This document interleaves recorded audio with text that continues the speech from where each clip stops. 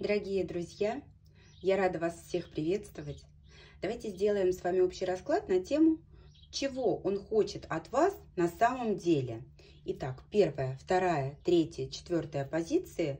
Выбирайте свою и смотрите соответствующее видео. Итак, первая позиция, вы знаете, так себе желание, конечно. Благодаря общению с вами он старается убежать от каких-то чувств, от каких-то эмоций, которые его тревожат, держат и будоражат. Судя по всему, очень сильно он к чему-то был привязан и сейчас старается от этого освободиться. Да, совершенно верно. Здесь прям женщина из прошлого, которую он старается забыть, а вы его вдохновляете, мотивируете, вы его наполняете правильной энергией. Общаясь с вами, он прям, знаете, как будто заряжается.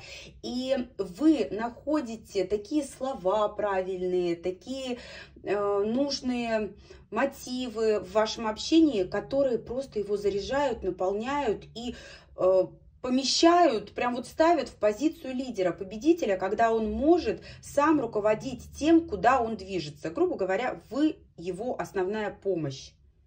Итак, вторая позиция, вы знаете, здесь, конечно же, больше дружеское отношение в плане того, что человек вам доверяет и видит в вас друга. Он понимает, что вы можете чем-то друг другу быть полезными, чем-то помочь. Шестерка пентаклей – это, как правило, про какую-то совместную деятельность, либо про взаимопомощь, когда один слышит другого, один помогает другому. Но вот в этом союзе, в этом тандеме с вами, здесь очень многие смотрят на несвободного человека, либо же сами состоят в других отношениях. Здесь, знаете, такое ощущение, что на почве вот этой совместной деятельности человек планирует, возможно, выстроить с вами какие-то тайные отношения. Если же речь идет только о дружбе, то он будет хитрить, вкладываться меньше, а стараться получать больше. Весьма такой, я бы сказала, корыстный здесь интерес.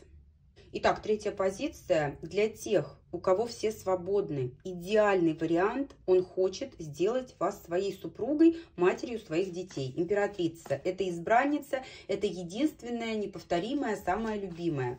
Для тех, кто смотрит на несвободного человека, у него в приоритете всегда будет супруга, это важно понимать. Давайте дальше посмотрим, что у нас, чего же он хочет от вас на самом деле. Ну да, на самом деле, для тех, повторюсь, у кого все свободны, он планирует найти себе спутницу, но делает он очень осторожно. Он хочет, чтобы ваши отношения принесли в дальнейшем плоды, семью, детей и все вытекающие отсюда последствия. Если же человек не свободен, то у него в приоритете другая женщина, от вас он хочет эмоций и тайных взаимоотношений.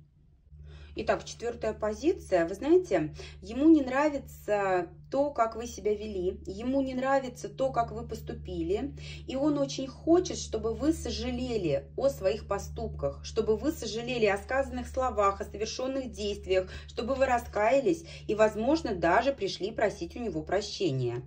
Однозначно он настроен на какой-то вот новый виток в ваших отношениях, но здесь есть препятствия, преграды, и этими препятствиями может быть элементарно, знаете, вот ваша уверенность в себе, упрямство и несгибаемость, да, то есть у меня стабильная позиция, ты что хочешь делай, но своего мнения я не поменяю. Тем не менее, он готов подарить вам чувства, готов подарить любовь. Речь здесь не идет пока о какой-то стабильности, о каких-то таких, знаете, вот решительных поступках. Первое, к чему сводится его желание, это заставить вас сожалеть и, возможно, извиниться.